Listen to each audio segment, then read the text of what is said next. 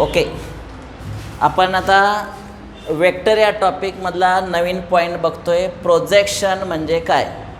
Okay, तर मागच्या लेक्चरला projection, त्याची डेफिनेशन आणि तो रिझल्टसुद्धा आपण प्रूव्ह केलेला होता.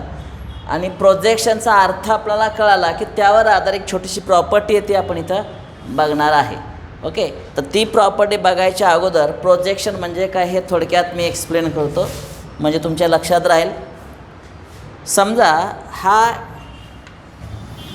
एक वेक्टर इथं घेतला,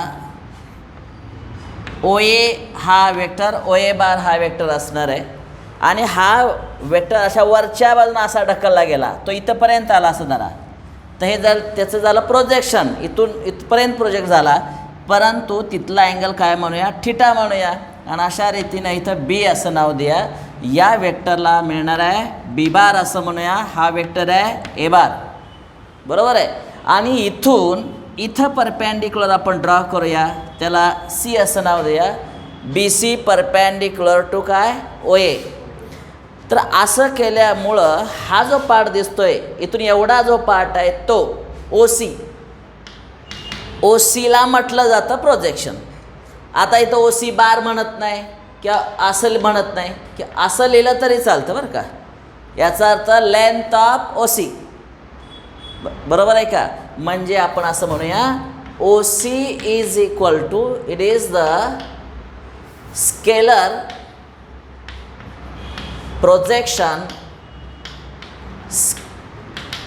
projection of B bar on A bar. बघा मी काय सांगितलं आहे, ओ सीला म्हटलं जातं it is a scalar projection of B bar on A bar. हे क्लिअर झालं. याच्यानंतर मी एक डेफिनेशन दिलेली होती की मला सांगा ह्या डॉट प्रॉडक्टची डेफिनेशन काय होती.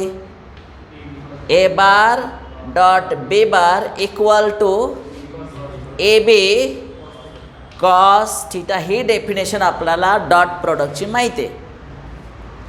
मग या डेफिनेशनचा आणि या प्रोजेक्शनचा काय संबंध, तर त्याचा संबंध आहे, रिलेशन आहे. कुठला आहे, तर या डायग्रॅममध्ये ऑब्झर्व करा. या डायग्रॅमच्या मध्ये कॉस थिटा इथं तुम्ही अप्लाय केला, जस्ट अप्लाय कॉस थिटा इथं. आता मग कॉस थिटा काय येईल बघा बरं. Cos theta equal to adjacent side आपण काय, म्हणजे ॲडजसंट साईड म्हणजे तुमचे ओ सी येणार आहे, त्याची लेंथ म्हणजे फक्त काय येणार आहे, ठीक आहे, ओ सी म्हणूया ॲडजसंट साईड, अपॉन हायपोटिनियस म्हणजे फक्त बी, बी बार नव्हे त्याची लेंथ. लक्षात आलं का. आता हे बी या बाजूला शिफ्ट करा, म्हणजे B into cos of theta is equal to काय, ओ सी. पण हे ओ सीचं उत्तर काढलं इथं आहे बघा, ओ सी. हे ओ सीचं आन्सर मी जर इथं ठेवायचा प्रयत्न केला तर असं दिसणार आहे, काय होईल सांगा बरं. बी इंटू कॉस ऑफ थिटा आणि बाकी हे आय असं लिहिलेलं संपूर्ण पार्ट, म्हणजेच काय, scalar projection of B bar on A bar. Okay, आपण हा रिझल्ट इथं वापरला. पण डॉट प्रॉडक्टची डेफिनेशन बघा बरं. बी कॉस थिटा इथं आहे बघा, इथं बी कॉस थिटा आहे का. मग बी कॉस थिटा हा पार्ट ऑलरेडी इथं आहेच, त्याला एची गरज आहे. मग ए इथं ठेवा, बरोबर आहे. पण एका बाजूला ठेवून चालणार नाही, दोन्ही बाजूला सुद्धा ठेवलं पाहिजे. त्यामुळे मी इथं ए ॲडजस्ट करतो. A B cos theta is equal to, इकडं सुद्धा ए ठेवूया आणि ब्रॅकेटमध्ये हा सगळा पार्ट काय येणार आहे, scalar projection of B bar on A bar. पण असं लिहिल्यामुळं फायदा काय तयार झाला, A B cos theta is nothing but dot product. काय तयार झालं आहे, डॉट प्रॉडक्टच ना. म्हणजे काय म्हणू शकतो, ए बार डॉट, ह्याच्याऐवजी ए बार डॉट बी बार म्हणतो आणि आय असं ए इंटू हे जे काय आहे ते. ओके, आणि आता नंतरच्या स्टेपला हे मी पुसून टाकतो हा सगळा पार्ट आणि ह्या एला इकडं शिफ्ट करा फक्त, तो इथं जाईल अपॉन ए. आणि अशा रीतीनं हा पहिला फॉर्म्युला प्रूव्ह झाला आहे. काय, हे आहे असं, मी असं लिहितो, स्केलर प्रोजेक्शन ऑफ, बघा, scalar projection of B bar on A bar, बघा, scalar projection of B bar on A bar म्हणजे त्यांचा डॉट प्रॉडक्ट आपण ऑन नंतर काय आहे सांगा, ए बार आहे, त्याचं मॅग्निट्यूड म्हणजे फक्त ए, आणि ही डेफिनेशन आपली तयार झालेली आहे. लक्षात आलं का? हे स्केलर. पण इथं स्केलर हा शब्द मुद्दाम वापरला. जर इथं व्हेक्टर हा लिहिला, इथं प्रोजेक्शन्स आहे, म्हणजे दोन प्रकारचे आहेत, स्केलर प्रोजेक्शन आणि वेक्टर प्रोजेक्शन. इथं वेक्टर प्रोजेक्शन लिहिलं, vector projection of B bar on A bar. आता ते बघा, फक्त ओ सीच्या लेंथला, लेंथ आपण मोजतोय म्हणजे स्केलर प्रोजेक्शन, पण ओ सीच्या वरती ॲरो दाखवला, आपण डायरेक्शन दाखवले म्हणजे वेक्टर झाला. त्यामुळं याला म्हटलं जातं ओ सी बार. बघा, वेक्टर प्रोजेक्शन काय झालं, ओ सी बार. आता पण ओ सी बार हा वेक्टर तयार झाला, पण तो वेक्टर कसा रिप्रेझेंट करायचा? कुठलाही वेक्टर रिप्रेझेंट करत असताना त्याचं मॅग्निट्यूडचा विचार करा. बघा, मॅग्निट्यूड लिहिलं इथं, multiply by A cap. A cap का? कारण या सगळ्या वेक्टरला नाव दिलं ए बार. संपूर्ण वेक्टर मल्टिप्लाय बाय त्याच्यावरचा युनिट वेक्टर. ओके, आता मला सांगा ओ सी बारचं उत्तर काय? ओ सी बार हे बघा, scalar projection of B bar on A bar. बघा, scalar projection of B bar on A bar यालाच नाव आहे इकडं बघा काय, ओ सी. म्हणजेच हे ओ सीचं उत्तर आलं. म्हणजे काय आलं सांगा, A bar dot B bar upon A multiply by A cap. बरोबर आहे, ए बार अपॉन फक्त ए. आणि अशा रीतीनं हा फॉर्म्युला मागच्या आपण लेक्चरला बघितलेला आहे, तर पुन्हा आपण रिवाइज केलेला आहे प्रोजेक्शनच्या बाबतीत. ओके, आता ह्यात सर्वात रिझल्ट्स असा लक्षात ठेवा. इथं मी सांगितलं आहे बघा, मी हा भाग इथून हा पुसून टाकतो. हा पार्ट आपल्याला नेहमी लागणार आहे बघा, हा मी हा पुसून टाकतो. हे इकडं लक्ष द्या जरा. ए बी कॉस थिटा ह्या सगळ्यालाच मी म्हणतो बोला ए बार डॉट बी बार. हे प्रॅक्टिस, हा फॉर्म्युला पाठ झाला पाहिजे. ए बार डॉट बी बार म्हणजे इथे ए बार म्हणायचं नाही, फक्त A multiply by scalar projection of B bar on A bar. बघा, मग बऱ्याच वेळा प्रॉब्लेम होतो, ब्रॅकेटच्या बाहेर कोण आहे, ए, ऑनच्या पुढं ते आलं पाहिजे. लक्षात आलं का? म्हणजे ए बार डॉट बी बार म्हणजे काय, A into scalar projection of B bar on A bar. किंवा हा रिझल्ट अजून एका प्रकारे लिहू शकता, सांगा, A bar dot B bar equal to, इथं फक्त बी असेल तर आत काय येईल, scalar projection of A bar on B bar. Clear? जसा फॉर्म्युला तसं चेंजेस करता यायला पाहिजे.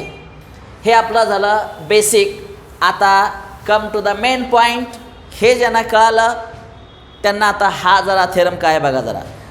जर तीन वेक्टर्स असतील, A bar B bar and C bar are three vectors, then A bar dot B bar cross C bar is equal to A bar dot B bar plus A bar dot C bar. हा result आहे. हा result आपल्या अल्जेब्रासारखा आहे. अल्जेब्रासारखा म्हणजे काय, अल्जेब्रामध्ये आपल्याला झालं आहे बघा 2 इंटू एक्स प्लस वाय. जर असं असेल तर काय करतो बोला, बोला तेजस सांगा, 2x प्लस 2y. करेक्ट. हा जो आहे डिस्ट्रीब्युटिव्ह ला झाला. काय झाला, डिस्ट्रीब्युटिव्ह. तसंच आहे ना, हे बघा, बी बार प्लस सी बारच्या बाहेर ए बार आहे, मग त्यांना ए बार डॉट बी बार इथं लिहिलं plus A bar dot C बार. बरोबर आहे का? हा रूल तुम्हाला माहिती आहे, वापर केला आहे, तुम्ही एक्झाम्पलसुद्धा सॉल्व केले. पण आहे असा रूल व्हेक्टरमध्ये चालतो का, हा प्रश्नचिन्ह आहे. तर चालत असेल तर कसा रिझल्ट येतो हे आपल्याला बघायचं आहे. ब्रॅकेटच्या बाहेर ए बार लिहिलं पण आत मल्टिप्लाय केलं चालेल का? जर चालेल असेल तर त्याची डायग्रॅम कशी असेल त्याचा प्रूफ आपण इथं बघणार आहे. यालाच म्हटलं जातं डॉट प्रॉडक्ट इज. बघा, ए बार आणि बी बार याच्यामध्ये डॉट आहे, ऐक ना. मग डॉट प्रॉडक्ट कसा आहे, डिस्ट्रीब्युटिव्ह. ते डिस्ट्रीब्यूट करा, वाटप करा, डिस्ट्रीब्युटिव्ह ओव्हर ॲडिशन. या दोन्हीच्या मध्ये ॲडिशन आहे. डॉट प्रॉडक्ट इज, बोला काय dot product is, distributive over vector addition. समजलं. बरं, आता हे प्रूव्ह करण्यासाठी जरा लक्ष द्या. मी इथून सुरुवात करणार आहे. पहिला वेक्टर घेऊया आपण ए बार. इथं घेऊया हा वेक्टर घेऊया ओ ए बार. इकडं जाणारा वेक्टर इथं लिहूया let O A bar equal to A bar. वेक्टरला नाव दिलं ए बार. पहिला वेक्टर आपण घेऊन झाला. दुसरा वेक्टर पाहिजे आता काय, बी बार पाहिजे. आणि तो वेक्टर मी इथं घेतो. इथून इकडं जाणारा वेक्टर घेऊया ओ पासून बी पर्यंत जाणारा वेक्टर बी बार. ओ पासून बी पर्यंत जाणारा वेक्टर म्हणजे इथं O B bar equal to what, B bar. A bar घेतला, बी बार घेतला, आता काय पाहिजे, सी बार. मग मी काय करतोय बघा, याला इथे ए बार नाव दे. हां, इकडं जरा थोडंसं अजून प्रोजेक्शन घेतो. इथं सी दाखवतो. इकडं जाणारा वेक्टर सी बार असं घेऊया. म्हणजे बी पासून सी इकडं जाणारा वेक्टर, बी पासून सी इकडं जाणारा वेक्टर, याला म्हणूया बोला सी बार. बरोबर का. मी असं सरळ हाय असं पुढं घेतलेलं नाही, अजून जरा प्रोजेक्शन घेतलं. बरोबर आहे. ह्याचं प्रोजेक्शन इथपर्यंत हे घेऊन अजून 3 वेक्टरचं प्रोजेक्शन इकडं घेतलेलं आहे. आता मी काय करतोय बघा, इकडून इकडं जाणं पुन्हा इकडं जाणं, याचा अर्थ इथं ट्रायंगल तयार व्हायला लागलाय बघा असा आहे का. जर मी हा असं जॉईन करायचा प्रयत्न केला बघा, मी असं जॉईन करतो, असा वेक्टर मिळाला आणि इथे एक ट्रायंगल तयार झालाय आहे का. इथं ट्रायंगल तयार झाला, ट्रायंगलला तिथं वापरूया.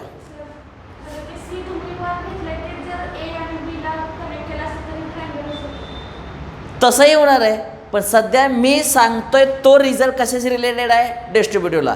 त्याच्याशी अगोदर विचार करूया. ओके.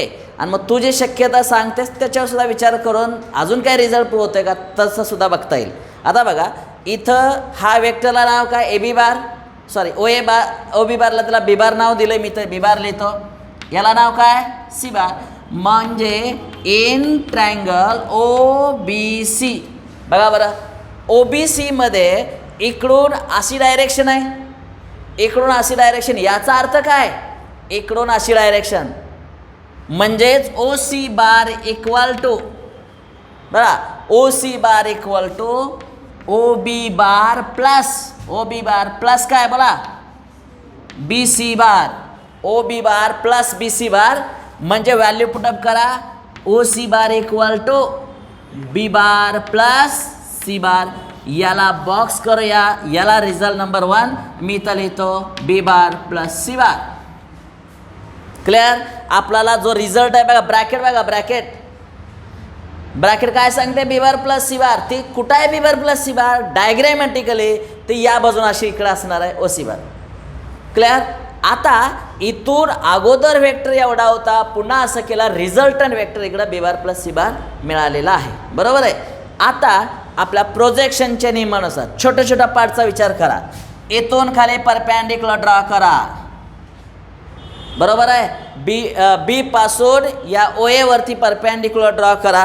याला मी नाव देतो एम. ड्रॉ, बोला काय, बी एम परपॅन्डिक्युलर टू काय, ओ ए. बी एम परपॅन्डिक्युलर टू ओ ए. अजून इकडून सुद्धा परपॅन्डिक्युलर ड्रॉ करा, त्याला एन असं नाव द्या. C N is perpendicular to काय, ओ ए. ठीक आहे, परपॅन्डिक्युलर ड्रॉ केलं. आता प्रोजेक्शन्स कुठले आहेत त्याचा विचार करा. आता ओ पासून एम पर्यंतचा अर्थ सांगा. ओ एम म्हणजे काय, याच्यासाठी छोट्या ट्रायंगलचा विचार करा. ओ एम म्हणजे पुन्हा प्रोजेक्शन. बरोबर का. ओ एम इज, इथं लिहूया projection of B bar on A bar. O एमचा अर्थ कळाला, सगळ्यांच्या लक्षात आलं. आता हे ओ एम झालं. आता एम एन, आता एम एनसाठी थोडासा प्रॉब्लेम आहे, कारण ओ एम आहे ना, एम एन मी पार्ट इथं काढतो बघा, असं दिसतंय, इथं एम असणार आहे, इथं एन असणार आहे, परपेंडिक्युलर आणि असं दिसतंय बघा. पण आपल्या जॉमेट्रीच्या नियमानुसार if you draw perpendicular to here, ही एम एन म्हणजे ही length, opposite sides are equal, आणि मग इथं आपण परपेंडिक्युलर झाला तर ओ बीचं याच्यावर असणारं प्रोजेक्शन म्हणजे हा पार्ट तयार झाला. लक्षात आलं? सॉरी, बी सीचं प्रोजेक्शन कुणावर? याच्यावर. मग एम एन म्हणजे काय? इट इज बोला projection of B C bar, B C bar एवढा तुकड्यात म्हणजे C bar, projection of C bar on संपूर्ण वेक्टर ए बार. क्लिअर? आता बिग ट्रँगलचा विचार करा, मोठा ट्रँगल सगळ्यात, ओ पासून एन पर्यंत, ओ पासून एन पर्यंतचा विचार करा. मी बार काढलेला नाही, it is a length. O N म्हणजे काय? It is again projection of O C bar on, बरोबर आहे का? Projection of O C bar on A bar, म्हणजेच it is a projection of B bar plus C bar on A bar. आणि अशा रीतीनं आपण जॉमेट्रिकली सगळा अर्थ लिहिलेला आहे. आता हे उपयोग पुढे आपल्याला पडतील. आपल्याला काय प्रूव्ह करायचं आहे बघा, A bar dot B bar, इथं घेऊया, A bar dot B bar plus C bar, this is equal to. आता ह्याचा रिझल्ट हा येतोय का नाही हे आपल्याला चेक करायचं आहे. बरं, ह्याचं या बाजूला उत्तर काय लिहिणार आहे याचा आन्सर देण्यासाठी तुम्हाला हा रिझल्ट जरा बघा. A bar dot B bar equal to, मगाशी मी रिझल्ट सांगितलं आहे बघा, A bar dot B bar म्हणजे ए इंटू काय सांगा, बरोबर आहे, scalar projection of B bar on A bar. बरोबर आहे असा रोल यात वापरा बरं. हा ए बार म्हणजे हा इथं आहे आणि हा बी बार म्हणजे त्याच्याऐवजी छोटीशी ब्रॅकेट. क्लिअर? मग जसं ह्याच्या आधारे हा रिझल्ट लिहू शकता, तर याच्या आधारे काय येणार आहे, ए इंटू बोला scalar projection of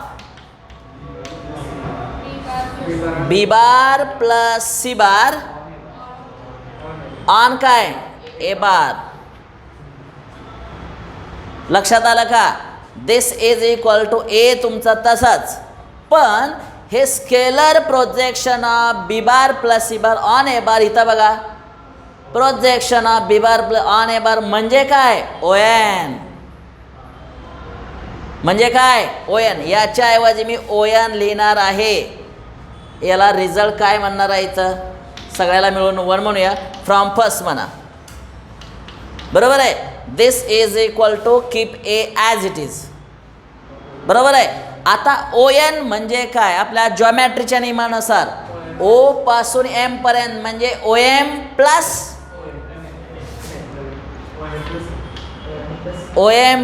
M N.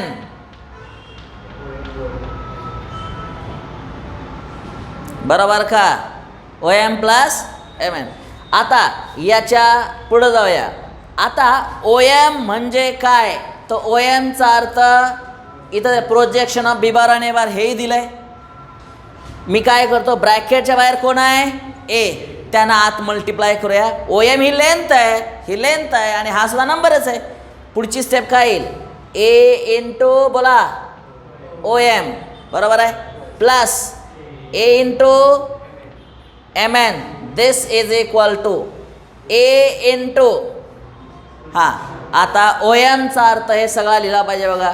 बोला projection of B bar on A bar, हे ब्रॅकेटमध्ये ठेवतो. बरोबर आहे.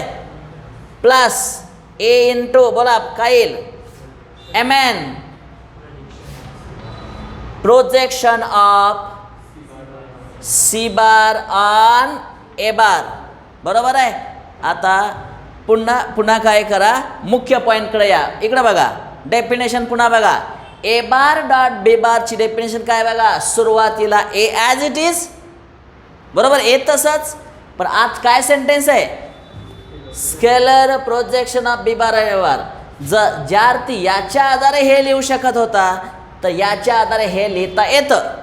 मग बघा बरं, याच टाईपची सेंटेन्स इथं प्रिंट केलेले लिहिलेले. बघा बरं, एच्या ऐवजी आहे ए आहेच आहे का इथं, आणि काय scalar projection of B bar आणि ए बार आहेच आहे.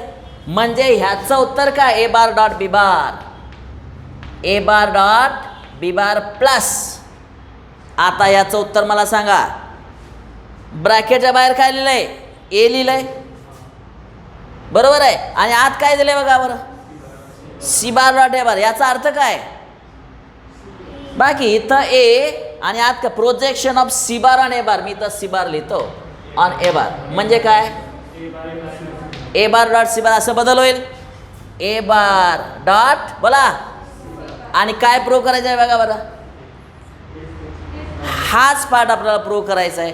म्हणजे वेक्टरमध्ये वेक्टरच्या ब्रॅकेटच्या बाहेर एखादा वेक्टर असेल तर आत मल्टिप्लाय केलं तरी चालतं का, हे आता सगळं मी एक्सप्लेन करून सांगितलेलं आहे.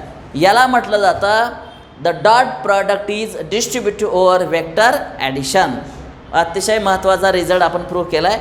तर बोर्ड परीक्षेला हा 3 मार्क्सला विचारला जाऊ शकतो ॲज अ प्रॉपर्टी म्हणून किंवा एक्झाम्पल म्हणून, किंवा prove that if A bar B bar has 3 vectors then A bar dot B bar plus C bar equal to A bar dot B bar plus A bar dot C bar.